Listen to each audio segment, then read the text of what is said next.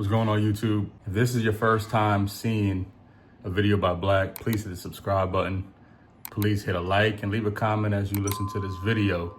So I moved out of the States August 2025, and I've been in Thailand for the last 7 to 8 months. It's been a great experience living not just abroad or not just living outside the States, but living in Thailand. Just because of the convenience I seem to steadily get, receive, and maintain. I'm here with my wife and we have 2 children. What I'll be discussing is what I'm spending. You know, if you guys listen to this are interested in not just living in Thailand, but moving abroad in a similar area, you could be spending much less because I am not single. So there's a lot of people who are retired, single or retired, you know, just with their wife or husband, be spending much less. The revelation to me, guys, is we are living synonymously to how we were living in the States, more so Florida, if you're familiar with Florida, right? To my US audience, we had to spend on average $8,000 to $9,000 a month. We're both, or at least I was working full time / overtime, and a lot of that time was salary. So overtime wasn't a thing because I'm salary. My wife was in and out of work, and so she was either working part time or full time at home. She was more in a supplemental type of role. Anything she made kind of helped.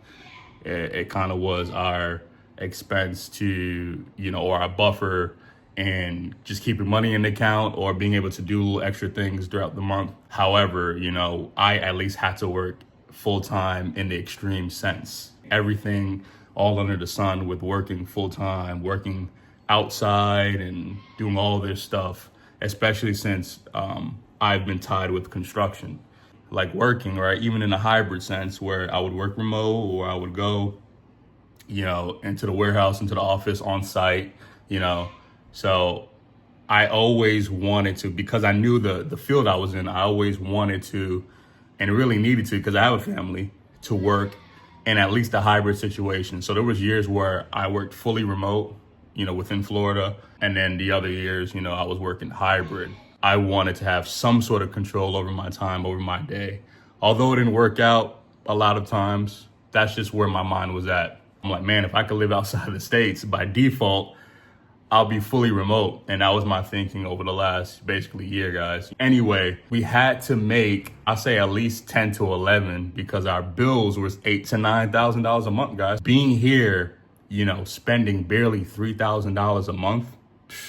And yes, I don't make the same income because I don't work in the same capacity. I now work part-time since we came out here. My first 2 months coming out to Thailand, I didn't work. I took a break mentally and was like, no, I'm not gonna do this right now because I've just been working like forever. I just feel like the last 5 or 6 years, you know, felt like I've been working for like 10 years, right? Because I've been working overtime. I work 6 to 7 days a week sometimes, because a lot of times working is just from my phone. Sending a text, taking a call is working, and I'm not getting necessarily paid for it. I just wanted to take that mental break going across the globe. Who wouldn't? But basically since November, I've been working part-time, you know, and being able to afford a decent / comfortable lifestyle is almost hitting the lottery for me and obviously for my wife. My wife does not have to work. I don't have to work in a full-time capacity anymore. Just because things are so much more affordable, I can make still US type of income. Although it's not the same amount, it's doable, guys. I'm making it work. So I want to quickly lay that foundation to where, you know, why I kind of wanted to get out of work and what I was doing before and how I feel now, which is just a breath of fresh air. Like I couldn't be recording this video almost in the middle of the morning. You know what I'm saying? You get what I'm saying, guys? Being in Thailand is giving me that flexibility and a sort of security just in feeling that everything I make, I don't have to spend. I want to talk about kind of our day-to-day spending a little bit. I know I mentioned in one of the videos that I'll put the thumbnail somewhere here, that my overhead is around $850 US. My rent is around $715 to $720. Internet is $23, high-speed internet, electric, and water, which is around $100 to $125. Food and groceries is anywhere from $500 to $600 because half the time we eat local. Meals is anywhere from $1 to $3, whether we're eating at 7-Eleven, whether we're eating at a local fresh market, or whether we're eating in the mall, right? Yes, in the mall, right? We could still spend $2 to $3 on a plate. We're eating out like we're eating at home. My phone bill, I'm still using a Verizon international plan. So my phone bill is $135. I'm still working and still communicating with people in the US. I've been to different countries and it works phenomenal everywhere. Insurance, I have Safety Wing insurance. That's $114 for all 4 of us. It's travel Nomad insurance, not a comprehensive month-to-month like health insurance, like Blue Cross Blue Shield. Healthcare, medical, medicine is pretty cheap, so we don't need nothing comprehensive. We pay out of pocket for that. So we just have a standard travel plan. Schooling, my daughter is at a Thai school, which was pretty crazy, guys.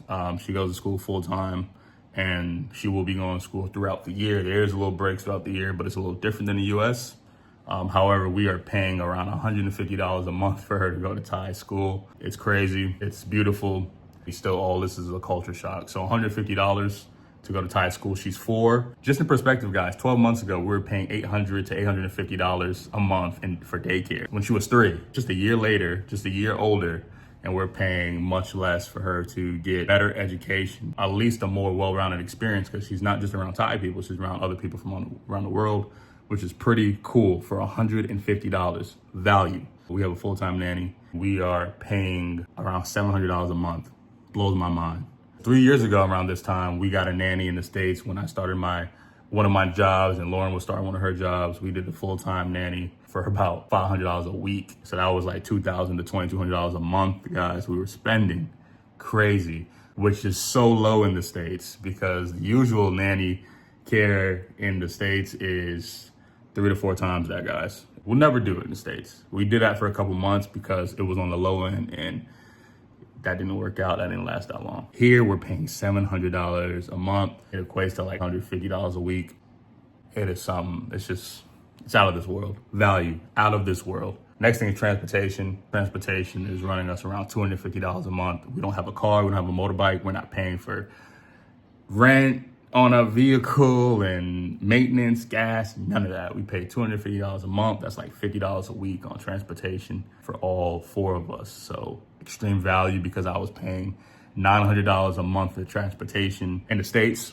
No, never again. The last category of how I'm just tracking spending, because yes, I track every baht I spend since we landed here in September. I track everything. So the last category of spending is entertainment/misc. Stuff that we don't do every day or spend on every day necessarily. It's kind of everything else category, around $400 to $500. So it fluctuates. That's about $3,200 a month on spending. It's crazy because I work 4 to 5 hours a day, sometimes a little less. I love it. It's a breath of fresh air. We started traveling in 2023 more internationally, going on cruises. And we're like, man, we could just live out the country. Things happen in the line to get us to where we can make that move more definitely.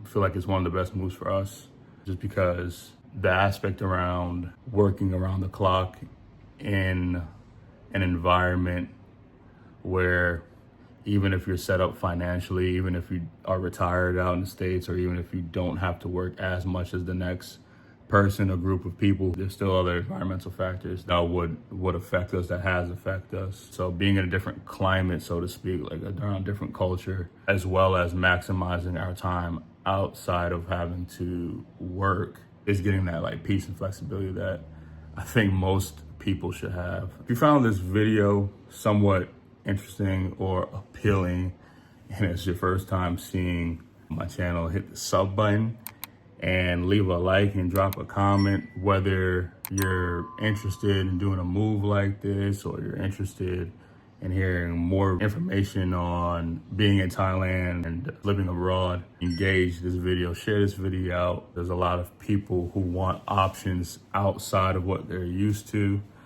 and they don't know where to begin, where to start, how much is what, how to do this, how to do that. Trying to show options, share options, be this little speck on the wall, guys, because the world is big, it's almost indefinite. There's a lot of more options than what we're used to, what we're taught, and what we're told. You can't be taught to be free or be in peace, right? Those type of positive life words. We're not taught that. If you're interested in working abroad, working remote, more in a passive setting, I do have an ebook out. Check that out. The link is in the bio.